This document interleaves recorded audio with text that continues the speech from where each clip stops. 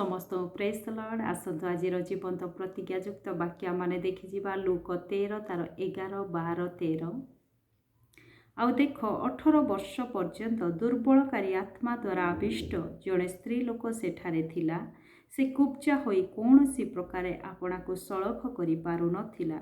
जीशु ताहाकु देखि पाखकु डाकी कहिले, हे नारी, तुम्भर दुर्बलतार मुक्त हेलो।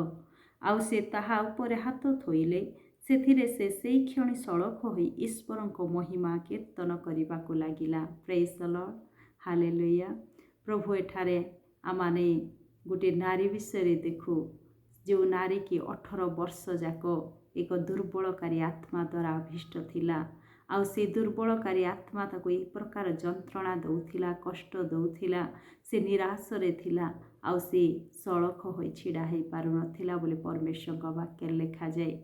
किंतु जेते बेले जीशु आपा ता निकटवर्ती होउछंती, आउ से ताको पाखकु डाकुछंती, आउ से कहउछंती तुमर दुर्बलतार तुमे मुक्त हेलो। आज आमान को जीवन रे मध्य एई प्रकार कौनसी दुर्बलकारी आत्मा मान को आबद्ध करी रखी अछि कि आमान को जीवन को से दुर्बल करी देइछि।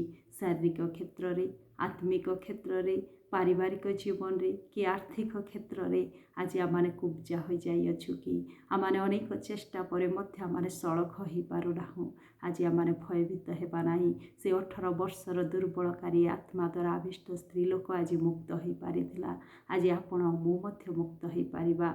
जीशु आपा ताहार उपरे हस्त थई ताकू कहउछंती सड़ख ठिया हुओ। आउ से सड़ख ठिया होई ईश्वरको महिमा कीर्तन करुअछि। आज आमानकर से उद्धारकारी प्रभु जीशु आपा आमानको ताक निकटरे डाकंती। आज आमे तांक निकटवर्ती हेबा। आमाने समस्त दुर्बलतार मुक्त हेबा। वर्ष वर्ष धरी आमानको आबद्ध करिथिबा से दुर्बलकारी आत्मा ठारू आज आमाने मुक्त हेबा। आमाने सड़ख छिड़ा हेबा।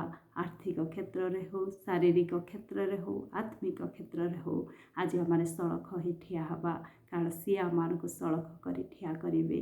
आसतु परमेश्वर वाक्य गीत संगीता तार 145 रो 14 रे लिखा जाए, सदा प्रभु समस्त पड़िबा लोकंकु धरी रखंती और नई पड़िबा लोकंकु उठांती। Praise the lord. निश्चय प्रभु पड़िबा लोकंकु से उठांती, पुणी नई पड़िबा लोकंकु मध्य प्रभु उठांती। Praise the lord. आज ये स्त्री लोक 18 वर्ष जाक नई पड़ीथिला, कुब्जा ही जाइथिला, किंतु प्रभु ताको उठाइले, सड़ख करी छिड़ा कले। आज आमानक जीवन मध्य परमेश्वर सड़ख करी छिड़ा करिबा पई इच्छा करती। आज आमाने सड़ख ठिया हेई पारिबा, प्रभुंक निकटवर्ती हेबा। आमानक जीवनर वर्ष वर्ष धरी रहिथिबा से दुर्बलकारी आत्मा ठारू आमाने मुक्त हेई पारिबा। प्रभु अनुग्रह करंतु, दया करंतु। ए वाक्य द्वारा मते आपनको आशीर्वाद करंतु।